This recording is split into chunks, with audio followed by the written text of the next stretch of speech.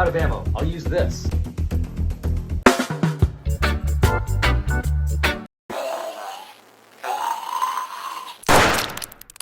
I'm sure that many of you watching this have an ever-growing back catalog of games that you keep telling yourself that you're going to get to one day. For me, one of the biggest games on my back catalog is probably Resident Evil 4, and it's crazy to think that 20 years have flown by since the release of this game. I mean, I remember talking to my friends in middle school about this game, and I was a little bit butthurt at the time because I was an Xbox kid. This game was originally released on the GameCube, and then later ported to the PlayStation 2, and then the Wii.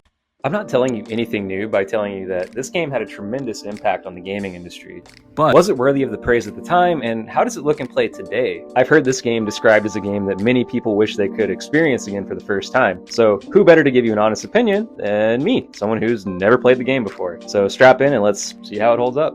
But before we get going, just a couple of caveats. I am playing the 2016 version of the game, which is essentially just an HD version of the 2005 release. I'm just looking at the base game. I'm not looking at any of the expansions or bonus content, and no, I won't be comparing this to the recent remake. Hey, you should like and subscribe because it'll give me a reason to play that game, and I need that little dopamine boost more than you know. With that cleared up, let's check out Resident Evil 4.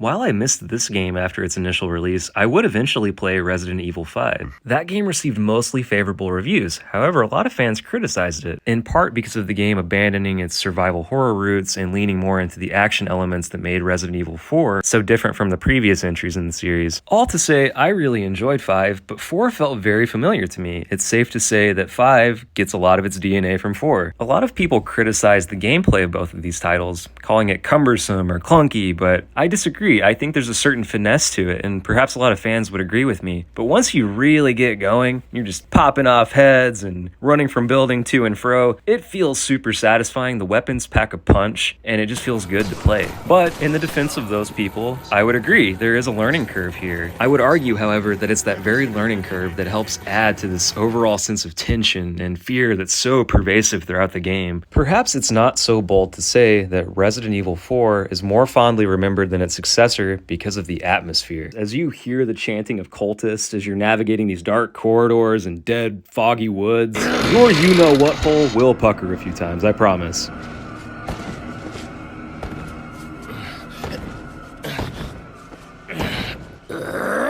I'm just saying, there were so many moments in this game where I was like, dude, don't make me go in there.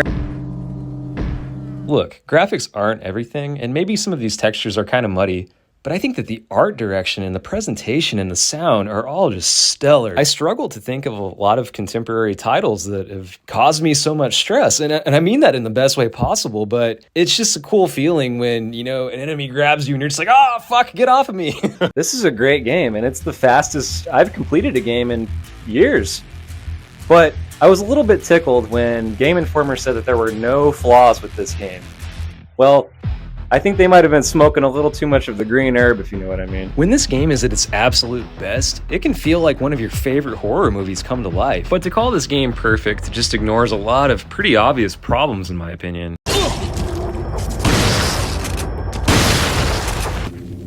Where are you going, Leon? Oh, you'll hear that a lot. Yeah, the first of which is Ashley, and let me just start by telling you, this woman, I don't even know where to begin. Oh, for the love of... And if you're not protecting her ass, well, you're probably objectifying it. I knew you'd be fine if you landed on your butt.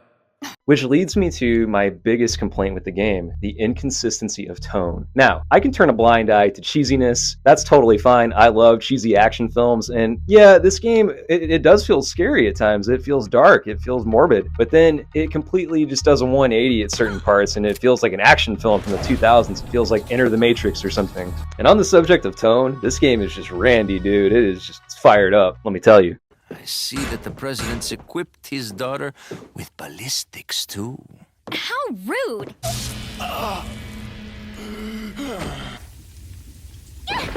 Don't come! Got some business to take care of. Those are just a few examples, by the way. No thanks, bro. All in all, the story really isn't that special, but the game continually subverts your expectations and keeps you on your toes. I find that so many modern games bog me down with huge maps and inventory management, but Resident Evil 4 forces me to be tactical and let go. In short, this game really made me relinquish my sense of perfectionism. I'm one of those people that'll just save and load and save and load. And really, it's a stunning achievement that somebody can pick this title up 20 years later and still be dazzled by the atmosphere, the tension, and the gameplay. Even if I review this game by modern standards, if I treat this game exactly the same as a modern title, I can't give it less than a 4 out of 5. This game is awesome, it transcends the decades, and it shows that developers would be wise to go back and see what made these old games so great. I'm pleased to report that this game isn't a big pile of shit. Until the next one, wash your hands. Peace.